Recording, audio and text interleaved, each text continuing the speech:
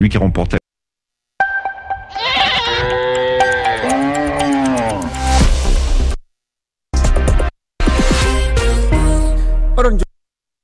de yamde jetati silmaji capantati woni ɗo e Dakar lamorde Sénégal ko on waktu yoni to Kaolack e to Tambacounda.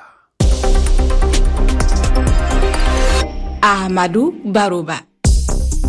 Kon waktu kadi yoni to gurel cioga leydi Mauritanie tedduɓe ko ɓuri tengtude kabaruji ɗi oɗo subaka horeɓe leyɗele Afrique joyi no jokki jillu mumen to Amerique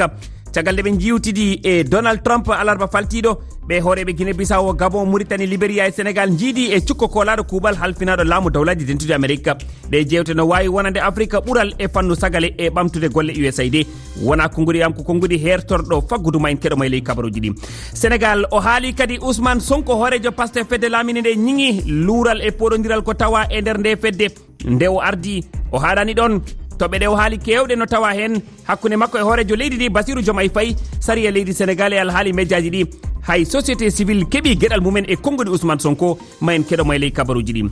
Suka guinenajo mo duuɓi nogas e jeenayyi waɗi ko wowani yiyede e teskede lebbi nayyi o waɗi hakkude Guinée e Makkatal Mukarram o iwri ko Guinée fewde e nde nokkure teddude taw ko welo o jogui caɗele tawama kono o yettima toon to Makka hay so tawi o hajjani angal visa kono noon o waɗi umra. Bisimilla moon.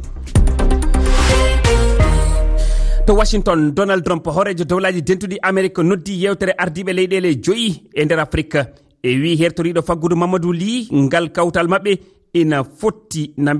fotti wonande Afrique fartange ƴewdude e wonde peeje wono ɓeydugol jobdele sagale walla taxuji dartingol golle USAID fedde mawde wallore leyɗele basɗe doole e nder Afrique e wi makko ɗe toɓɓe kewɗe no kaani yewtede gam hisnude dunde Afrique nde keɗoɗen Mamadou Ly hertoriɗo faggudu e fandu haala Boliba. ɗum fof ina foti haalede e ngal ɗo dental taw ko watte ko taw bonnanta africain ji ɗi par ce que wopanama no yiɗiri ni fewata e men ko heddi ko woni pays ji noddaɗe ɗon ɗi fof kamɓe fof eɓe jogui goto fof no jogui ko wawi wadde transaction e Amérique heddi noon ko goto fof daña fulla mum e fayida mum hollira ko yiɗi e ko yiɗa ko woni Sénégal wasa dañde visa ji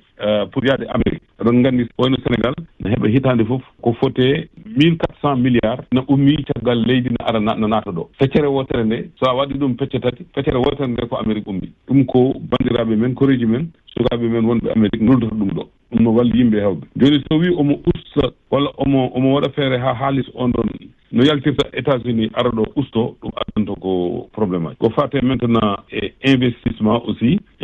américain ɗi ne jiiɗi arde ɗo pour wadde ɗo gueɗe kewɗe koɓe ndemanno toon leydi mabɓe tampi joni eɗen jogui leyɗe eɗen jogui ndiyam e maayo men eɗen jogui ndiyam e nder leydi men eɓe cohli ɗum pour remde ɗo kadi pour nawde wuuro mabɓe tawde wuuro mabɓe joni won ndema mo ganduɗa jaɓaka toon